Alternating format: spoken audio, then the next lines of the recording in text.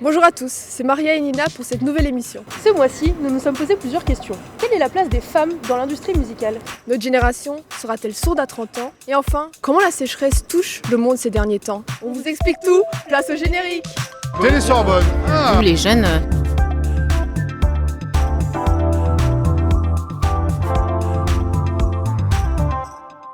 En ce début d'année 2023, le syndicat national de l'édition phonographique a dévoilé le classement des artistes les plus écoutés de l'année 2022. Malheureusement, on ne retrouve que 2 femmes, Angèle à la 14e place et Mylène Farmer à la 16e. Pour mieux comprendre cette tendance, nous avons eu la chance de rencontrer Rose, Judith et Jade.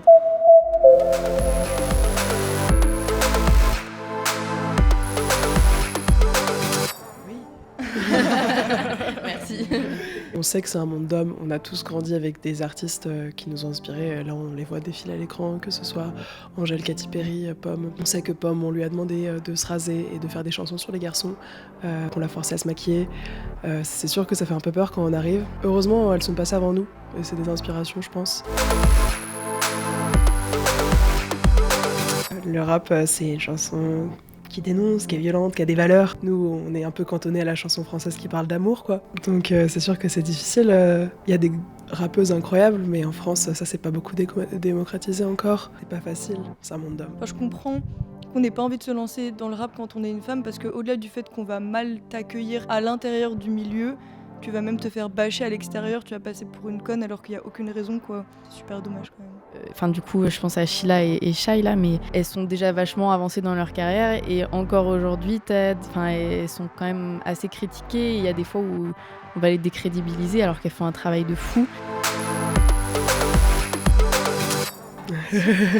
Moi je pense déjà si j'étais un homme j'aurais été beaucoup moins contactée dans le mauvais sens sur Instagram. T'as une très belle poitrine, t'es très jolie, mais j'adore ta voix. Hein.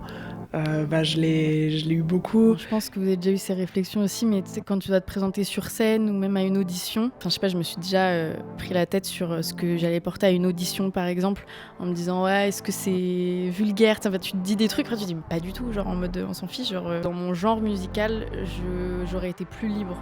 J'aimerais pouvoir me tenter au rap ou des trucs comme ça, mais je me sens pas légitime parce que le rap c'est considéré comme un genre masculin. J'avais quand même arrêté de m'épiler certaines parties de mon corps et les gens me disaient mais tu fais ce que tu veux dans la vraie vie, mais là c'est quand même dommage, tu vas montrer ta musique, faut que ce soit un peu clean et que ce soit un peu propre, et j'étais là genre aucun rapport mais ok quoi, cool.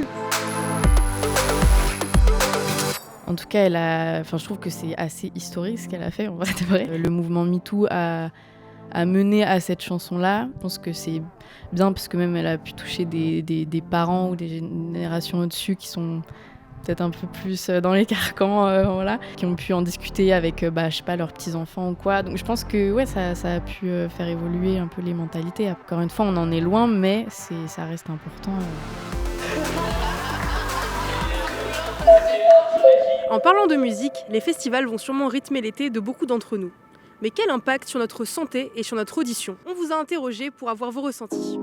Le 9 mars dernier a eu lieu la journée nationale de l'audition. À cette occasion, nous avons évoqué le sujet avec de jeunes étudiants. Est-ce que vous écoutez souvent de la musique par casque ou écouteur ? Plus que le temps recommandé quotidiennement et à des volumes assez forts. Peut-être en moyenne 2 heures par jour. Beaucoup et très fort, et j'ai tout le temps la notification, c'est trop fort. Surtout quand il y a des personnes un peu bizarres le soir. Aujourd'hui, selon l'INSERM, 49% des 18-24 ans indiquent avoir déjà ressenti des acouphènes. Dans un cas sur 2, les origines de cette perte sont génétiques. Je suis un peu sourd, je suis obligé de tendre l'oreille. Si après les soirées, si j'ai déjà eu des acouphènes. La totale, monsieur. La surexposition à de la musique à un volume sonore trop élevé a des conséquences. C'est pourquoi aujourd'hui, les festivals de musique doivent par exemple respecter une limite de 102 décibels, alors que le seuil de danger se trouve autour de 90. Et si vous deviez donner un top 3 des endroits les plus bruyants à Paris ? Rue de Lappe, avec des dépravés. L'Arc de Triomphe, il y a du bruit. Place de la Concorde. Et partout. Non. La Tour Eiffel, avec des touristes qui se croient dans Emily in Paris. Châtelet, ça va un peu ensemble. Aussi Châtelet, le soir. Châtelet, avec des gens qui dansent le Gobi. Je viens un peu habiter place de la Contrescarpe. La place de la Contrescarpe, peut-être. La mairie de Paris a lancé un grand plan de lutte contre la pollution sonore. Toute une série de mesures ont été imaginées pour améliorer la vie dans la capitale et ainsi réduire ses nuisances de 37% d'ici à 2026. La surdité n'est pas le seul sujet à animer notre société. En effet, la sécheresse touche elle aussi l'Hexagone, comme on a pu s'en apercevoir récemment avec les manifestations contre les méga-bassines en Deux-Sèvres. Hey Charlie, tu sais ce qui s'est déroulé du 22 au 24 mars à New York? Non, je vois pas. Eh ben c'était la conférence des Nations Unies sur l'eau. Sur l'eau?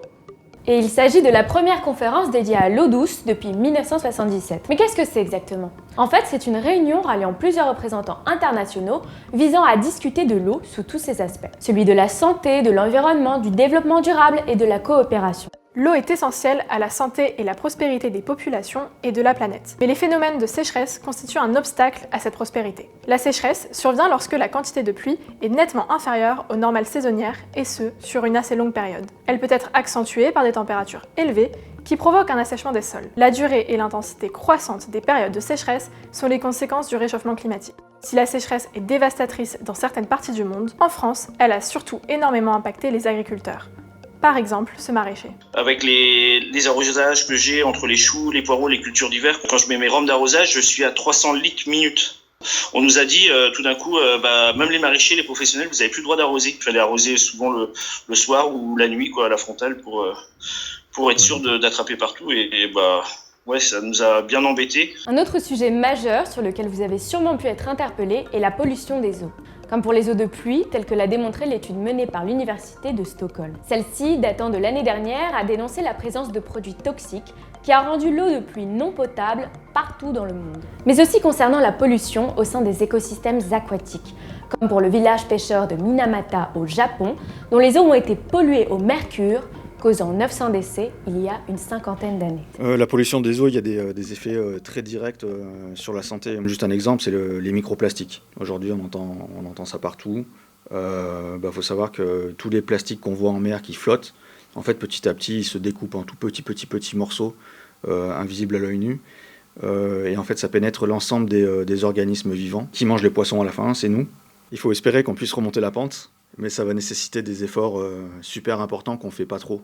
Aujourd'hui, on parle de polluants éternels, vous avez peut-être entendu parler de ça. Ces polluants éternels, là, on ne pourra pas remonter la pente. C'est-à-dire que les effets de ces pollutions-là seront permanents et pour toujours. C'est ça que ça veut dire éternel.